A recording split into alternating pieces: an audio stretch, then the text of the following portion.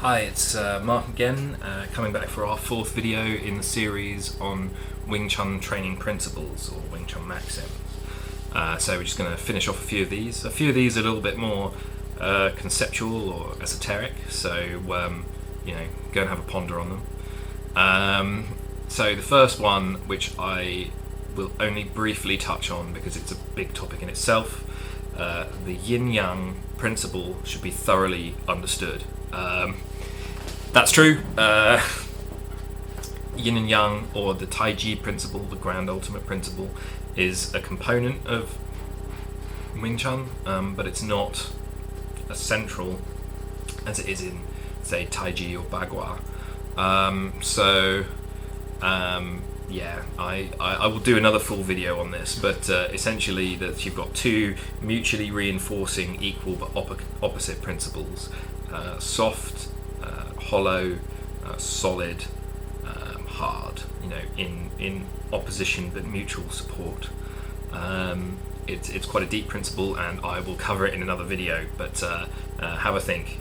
See how you could think it could apply to your practice.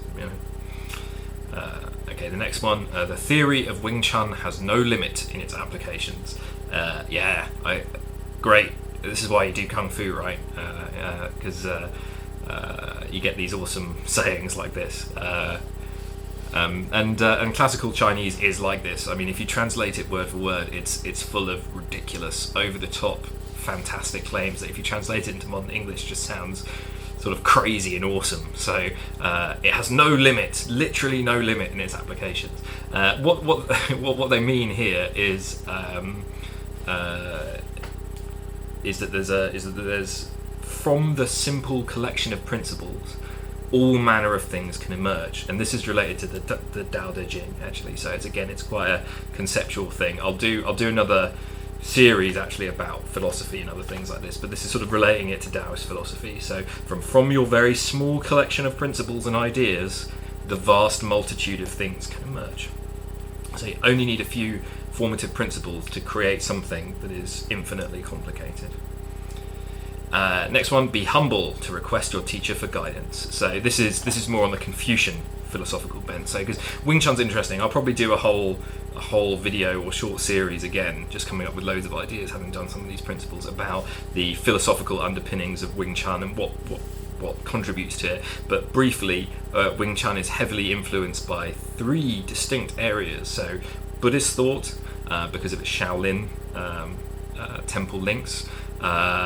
Confucian thought, because of its structure and where it was in that period in China and in southern China, and this is especially prevalent here in the respect for your teacher, and a little bit of Taoism as well, but it's not as strongly emphasized in Wing Chun as in other martial arts like Taiji or Bagua. But yeah, be nice to your teacher, respect him. There is a status and order that is established by Confucian society, which is a fully part of the ethos of different Wing Chun schools. That's all I'm going to say on it. I like some aspects of Confucian philosophy, but I'm not fully sold. So I tend not to emphasize these points, but I make it very important that my students know about it, especially when they go and train with other teachers, because they care, especially if you go train with a Chinese teacher. So to make sure you're at least aware of how the culture works. The next one, which is my favourite one of these ones in this last block of phrases, is understand the principles of your training. I can't stress that enough. You've got to understand what you're doing. You can't just go and work at it and expect you'll get maximum value out. Most Westerners are pretty good at this, actually. We tend to err on the side of, most of the guys that I train at university, they're pretty smart guys and girls. They do a lot of the thinking bit, but they need to do more of the doing bit, right? If you go and train in East Asia, as I have, it's almost the exact opposite way around. All emphasis placed on the doing, and then not so much on the reflecting on the principles and the thoughts and the ideas. That can happen later, if at all. But they're equal and equally tied and important. One is the yin element, the soft, hollow, reflective element, and the other one is the put the damn work in, yang, solid, work hard, try hard mode element. And you need both. You need both to be mutually reinforcing. Okay, so that's so important. Understand the principles of your training. Okay, and then the last one, upon achieving the highest level of proficiency, the application of techniques will vary according to the opponent. Again, it's pretty self-explanatory, really. So when you get to the end of your training, you'll find that it won't necessarily look quite the same. It'll be your own style, and it'll be variable depending on what you're seeing and what you're encountering. They have another similar phrase in Tai Chi, actually, which is essentially, when you begin to learn, you learn the 10,000 moves, right? 10,000 just means an infinite or a large amount of moves in Chinese, right? So you're learning all these different moves. But when you have achieved mastery, there is only one way of moving, right? Which is the same thing that this is covering here. So when you really got it, you don't think about it. It's just not even a way of thinking at all. It's just a way of moving that your body has absorbed.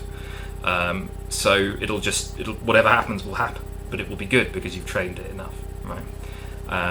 So in that respect, if you're still having to think about it and being like, okay, I'm going to do a bong sao, and then I'm going to take and strike, and then I'm going to go into a tan sao and turn. If you're doing all this kind of stuff, then you're not there yet, right? You just need to do more and more training until there's no thought, and the movements just arise as if by themselves. Okay, all right. So that's the end of our short series on the maxims. There are other collections as well that other teachers have put together. Those are sort of the initial core, but we will come back to many of the other sort of subsidiary collections in other series. Okay, cheers guys, and best of luck with your training.